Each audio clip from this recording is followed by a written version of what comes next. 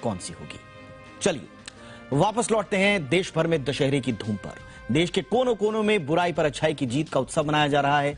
कई जगहों पर रावण रूपी बुराई को जला दिया गया, तो कई जगहों पर अभी भी कार्यक्रम चल रहा है।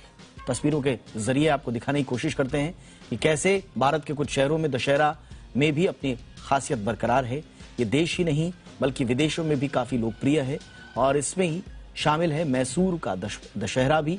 इस बार दशहरे के लिए मैसूर पैलेस को हजारों बिजली के दीपकों के साथ सजाया गया है। अंबा विलास महल का खूबसूरत नजारा देखने के लिए लोग दुनिया भर से दूर दूर से आकर यहां पहुंचते हैं।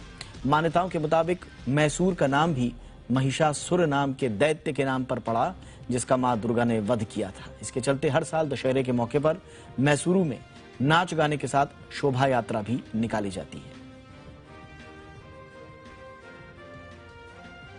और मैसूर की तरह ही हिमाचल प्रदेश के कुल्लू का दशहरा भी उत्सव जो यहां मनाया जाता है, उसका उत्साह अलग है। आज से कुल्लू में भगवान राम की रथ यात्रा शुरू हो चुकी है। 7 दिनों तक इंटरनेशनल दशहरा उत्सव चलेगा और इस उत्सव में प्रधानमंत्री नरेंद्र मोदी भी शामिल हुए। पीएम मोदी इस उत्सव में शामिल होने वाले पहले प्रधानमंत्री हैं।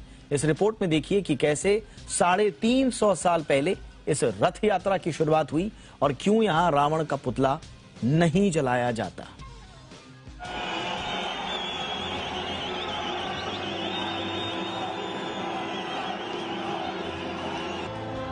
कुल्लू दशहरा में शामिल होने वाले पहले प्रधानमंत्री हैं नरेंद्र मोदी।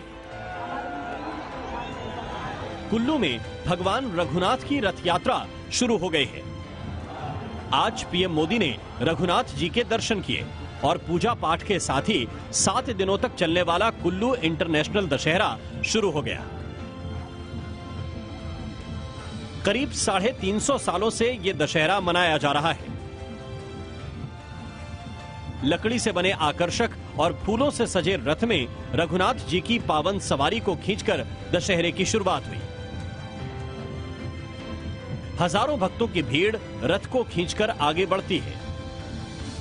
साथ ही इस रथ यात्रा में 300 देवी देवता भी शामिल हैं।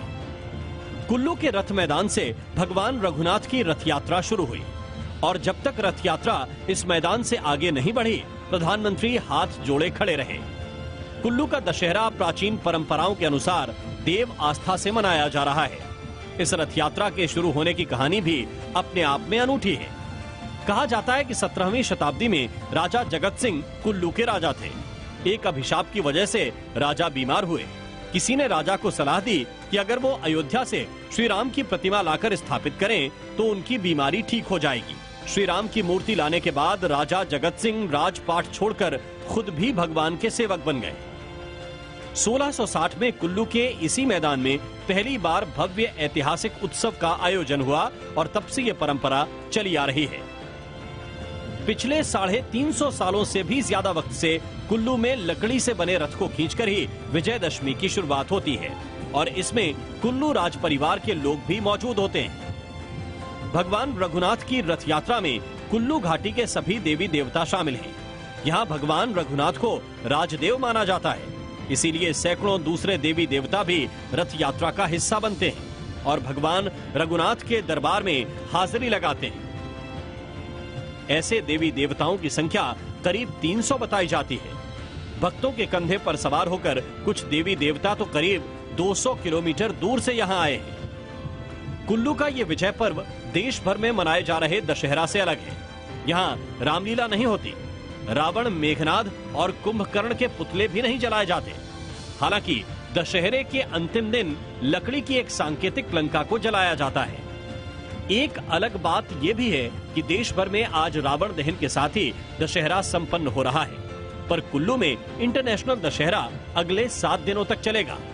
प्रिया सिंह के साथ अमित भारद्वाज, जी मीडिया, कुल्लू।